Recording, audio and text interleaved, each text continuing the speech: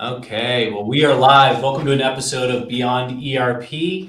Today we have the remarkable guest, Robert Word, CEO of Holy City Gutterworks. Robert is a passionate leader in the home improvement industry, specializing in the gutter systems. With a strong background in business management and a dedication to excellence, Robert has propelled Holy City Gutterworks to become a leading name in the field, providing top-notch solutions for homeowners. I'm Louis Balla, partner at Nuage, and alongside me is my co-host Gina Ostrowski. Let's dive into the enriching journey of Robert Word. Robert, thank you again for joining us today. Yeah, thank you guys for having me. I appreciate it.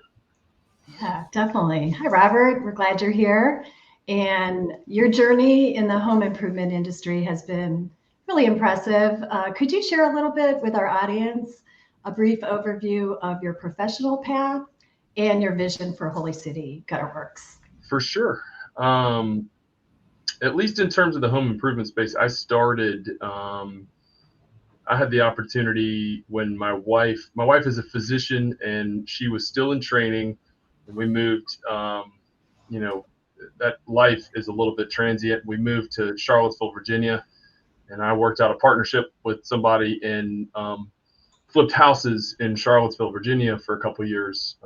I was kind of born and raised with a hammer in my hand. So I had never done any sort of structured home remodeling. I didn't have experience beyond hey, I think you can do this. Let's do it. And so I did it for better or for worse. And when we moved back to Charleston after those projects had finished up. My partner and I decided to part ways there. So I started at a large gutter protection manufacturer and dealer. I helped start their office and was their regional production manager. I was not really happy being in middle management without a lot of control over, the quality or both the quality of the final product that customers were getting, as well as, how customers would get treated along the way. I didn't like the control. I didn't like the lack of control or the lack of, I felt responsible when these people were unhappy. So I stepped away and started Holy City Gutterworks out of my garage. Honestly, at first, I didn't have any gutter experience until joining that previous company, but I felt like, I knew what was going on with it. How hard could it be, right? So I put a post on Nextdoor and started doing gutter work. Really as a bridge, I was trying to get into commercial construction. And by the time I actually got a job offer, things were going well enough that the writing became pretty clear. And that path went from, as soon as I did that, I signed the lease on a warehouse. And the moment I signed that lease on the warehouse, I don't think the ink was dry. I went on vacation with my family and blew out my patellar tendon. So I was like 95% of the entire business at that point. And I just lost my ability to walk for 3 months or drive anywhere at that point. So I panicked and researched Chapter 11 for a day. And then I got down to business and started making some phone calls, and I learned to grow overnight. I think that is probably the cornerstone of why Holy City Gutterworks has grown beyond what it is because instead of me slowly growing it as I saw fit, I overnight had to figure out how I was going to put food on the table for the next 4 months, and it was good. It was a good lesson in, pivoting and growing and figuring out how to do things better. That's really cool. I love that you said Nextdoor because I have that platform as well. You never know what comes about that, but go start and to get you started, right? my neighbors were gracious enough to keep me busy roughly for about 3 months without any sort of paid advertising. I mean, you talk about starting a business, from the bootstraps. I a couple posts on Nextdoor, and I was, first 3 months of my business were booked without me having to advertise. So Yeah, I mean, I was really blessed with that starting point because I also had no idea what I was doing too. So,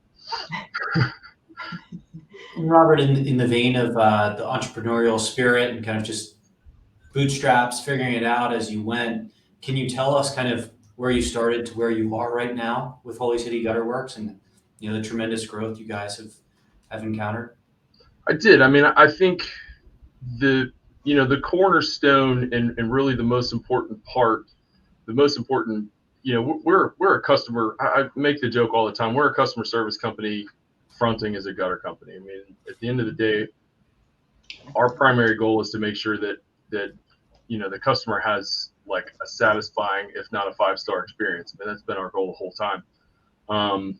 But the problem is, as you add more people and as you grow and more people call and you need to deal with more things, if you don't have your ducks in a row in terms of where your money's going, how your money's being spent, how your people are out in the field representing you, and without having any sort of standards and operations, things become chaotic and like a fire drill. And I think I reached the point where I was working a ridiculous number of hours and didn't, I was reaching the point where I didn't know what I was going to do with it anymore. And started, reaching out to find resources. I started, working on building systems, initially started into a CRM, was able to kind of pinpoint some major problems. We've since upgraded our CRM to our ERP at this point. We went from a CRM to an ERP, so we cover more now. I think at the end of the day, the two biggest keys to being, to growing successfully beyond kind of small business to small middle business, if I can say that, is, number one, staying true to your core values, making sure that the customer is still the most important part, but then your internal processes do everything to support that. And that's, making sure that the people that are out doing your in-unit installs know what they're doing, your salespeople are treating customers appropriately, and also ensuring that all the information gets back to us that we need. And then, that we have a system to be able to track where the money goes and how it's being spent, and budgeting, and, which is actually sometimes the toughest part of the business. Mm-hmm.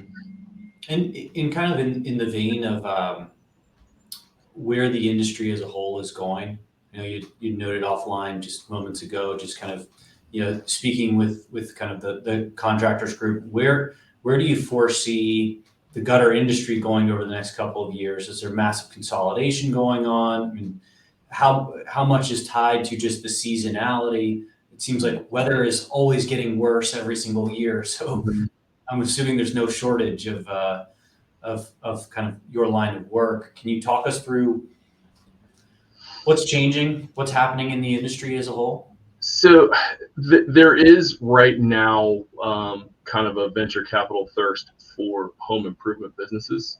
Mm-hmm. Definitely a lot of interest in the space from larger, looking for consolidation. But here, the thing that I have learned, and I actually think this winds up being more of a benefit than a fault. However, I just have yet to really, I haven't figured out how to quite exploit it fully. But, the roofing industry is pretty well overseen. There's the NRCA, there's, you need licenses in order to practice. And, it's pretty easy to put your thumb on the pulse of what's going on roofing and who's doing well with roofing, because, you can tell who's doing it well because, you can grow a $10 million business in one city.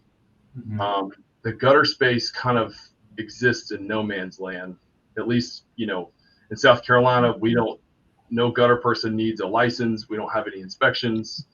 So we kind of live, I like to say it's the Wild Wild West. But the thing is, there's clearly enough need for my business that people are calling us, and, we've put together a pretty healthy business. Now, that's not to say that a good portion of our business isn't roofers calling us to do their work as well. Mm-hmm. But the other thing I've noticed is that it's completely underserved. Every other gutter installer that I know learned gutter installation via folklore. They learned it from the guy that taught it to them. Mm-hmm. So who's to say that they're doing it right? And to be honest with you, there's a whole lot of things that we've learned along the way that really aren't right.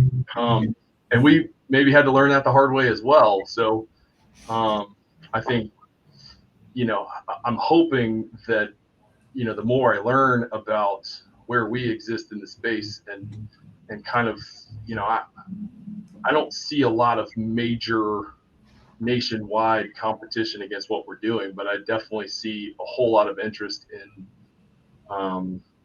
there's a lot of venture capital firms digging into home improvement businesses, because people are going to need roofs, people are going to need gutters, people are going to need windows and doors, and people are always going to have houses to fix up. And I feel like whether it's building new houses or fixing old ones, at least that part of the industry is not dying. Mm-hmm. It's always going to grow, because we're building a ton of houses right now too. So, and how are you with respect to just kind of forecasting out the seasonality? Mm-hmm. I mean, and being in Charleston, are you foreseeing, okay, hurricane season hits on early August, September, we're going to be busy through the rainy season all the way through the spring? Or how much of that kind of forecasting goes into your model, or if at all? A lot, actually. And I think it's, for us, it's probably more because, like we've probably gotten burned on the stove from it, by not using, not tracking like our financials over the year, and not seeing, where the leads downturn. I mean, at this point, we've pretty much pinpointed like the moment, and it's that period between Thanksgiving and New Year's is really, in previous years, especially the year before last, was, like we had to kind of take the COVID year and, the stuff around COVID out of our financial stuff, because it was an anomaly in terms of home service businesses, because people were at home looking at their honey-to-do list, and they were knocking it out. It was, the entire home services businesses was laughing that, it was really easy to build a business there. But now things are moving back to normal. And if we're not paying attention to how our leads are coming in, how we're spending our money, and how effective it is, and especially knowing that the doldrums are coming from Thanksgiving to New Year's, things can get bad. Have you named the pinpointed moment and patented the catchphrase? Anti-Thanksgiving? I don't know. I haven't pinpointed it yet. I mean, I haven't named it yet, but I mean, as we analyze data over the last several years, it's pretty clear where it happens, and it's actually crazy to see. I mean, even during the COVID time, that period dropped. But when you start to take the waterfall that was COVID of, people doing home service based improvements, the cliff that it would fall off, right after Thanksgiving was like, whoa. So, I mean, a large part of our marketing is focused just to make sure that, we're not sitting around twiddling our thumbs hoping it rains. The only other thing that drives the phone to ring is if it rains. So. And then, Robert, as CEO of Holy City Gutterworks, you've kind of shed some light on some critical aspects of managing this home improvement business, but can you maybe touch on some additional challenges? Are you having, the trades is a big thing that there's emphasis, no one's going into them anymore, stuff like that. So is that affecting your business? Or tell us maybe about some challenges, and then maybe some unique opportunities would be helpful. It is. It has been finding personnel, and I think that's kind of the universal gripe, maybe across all business at the moment, is that people can't find a lot of people. But we we made a concerted effort to work on our really kind of the lead process for finding employees. So we tried to build a better pipeline with that. We worked harder on the interview process, and then we built a training process on the other side. So, while I can say yes, we have the same hard time that everybody else does. I feel like the effort that we have made in people that we've hired more so now than ever are sticking. So at least the effort that we're putting into getting people in the door and teaching them, they're sticking around now. Yeah, you're retaining them. Yeah, which it's great because we're investing in it. That's a process improvement. And I think, probably there's a whole lot of unique opportunities because, this is one of the industries where technology is kind of the last to come in. Most people in my space would still prefer to do everything by pen and paper. I've always been a huge fan of tech. We lean into it wherever we can. I mean, if it means keeping guys off ladders, we can use drones. For us, a huge tech improvement for us, just from a baseline business standpoint, is when we moved to NetSuite, being able to have, being able to see our accounting in accrual, because, we initially were just operating cash in, cash out. And you talk about not being able to see where your money goes. That's the perfect way to do it. It's because nothing is accounted for appropriately. So you don't know you don't know what to apply anything against. But I think the biggest opportunities I see is, especially in my space, is just getting better at what we do and expanding our market share outside of Charleston, because there's not a whole lot of national gutter companies at the moment. So for me, that's been our long-term vision from the get-go, but we have to improve a lot on our processes first. And as Robert, being at the forefront in your industry on the tech side, I'm kind of making that assumption. But looking at the data, making sense of data, looking at all things accounting, talking about the customer experience, what excites you over the next couple of years, and how you're going to leverage that technology for the whole customer experience? I think if I can pick one piece of the tech industry that I'm really excited about is the artificial intelligence side. Mm-hmm. And it's, I think maybe, I don't think using it for individual customer communication and writing emails back and forth is the best way to do it.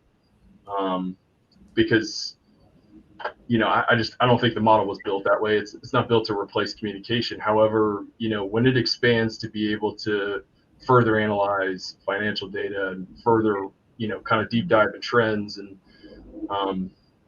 I took statistics in college, but I can't necessarily, I'm not going to sit here and look at my spreadsheets and drop deep statistical analysis on our numbers. I think, it's going to kind of open access to, gutter guys like me, kind of, deeper insights into what makes their business tick, and hopefully points out some open opportunities. I think, we're just in the advent of that, and I see long-term in the construction space a whole lot of use cases for it. And I may have gotten sidetracked on ultimately the baseline question, but that's what I'm looking forward to the most, is just I'm looking forward to seeing where that goes next, because, I took a course on it and started using it, and my mind is blown every time I get it to do what I want it to do. Yeah, we're in the same boat. NetSuite is making, I think it's Suite World this year. You'll get quite a few announcements on that. Mm-hmm. So we're excited to see some of the capabilities and when they get rolled out too. So. Yeah, I think a lot of people have leaned into it for the marketing side, which I absolutely think. I see the benefit of that, but for me, one of the huge time sucks in like the upper management side of the business is like standardizing processes and just putting the documentation together for it. Yeah. And I took an email that I sent to somebody the other day and put it through and had it. I was like, write me a detailed standard operating procedure off of this email, and it was Crazy. It was perfect. It took 45 seconds for me to copy the email, drop it in there, and spit it out. I'm like, I just sat here and wrote that thing for like 3 days. So we're in the same boat. So it's definitely mind blowing for sure. Mhm.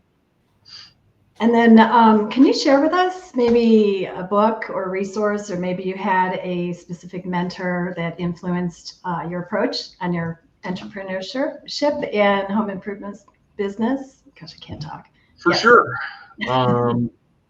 I've got a long list. I joined the Certified Contractors Network at the beginning of this year. And that was a huge game changer for me because, I suddenly had access to a nationwide resource of extremely talented, contractors just like me. So I didn't feel like I was on an island anymore. They help, that organization helps with, kind of defining the structure of the business and teaching you how to read the numbers in your business and teaching you how to manage all your different departments. They've got a sales program, a marketing program. It's been huge. I mean, I've basically just scratched the surface on everything they offer, but it was a huge win in my book because I've already seen the benefits of it. And on the flip side of that, I joined a mindset mastermind group with a guy named Sean Fuhrer this year, with about 30 other home improvement guys. Funny enough, most of them are also in CCN. But it's guys that are running, 20, 30, $40 million home improvement businesses. And obviously, this is something that I want to build one day, but the other side of that is these are guys that are just slightly further along in their journey. These are guys that I can ask questions about how they structured certain things, or we've gone as far as to exchange documents back and forth about, job descriptions and whatnot. But then we all are going through a 12-week process about, how to better improve how we think and how we approach the day and how we approach our lives. Just embracing gratitude and abundance. It sounds kind of hokey on the surface, but it's been the other most game-changing piece of my life this year.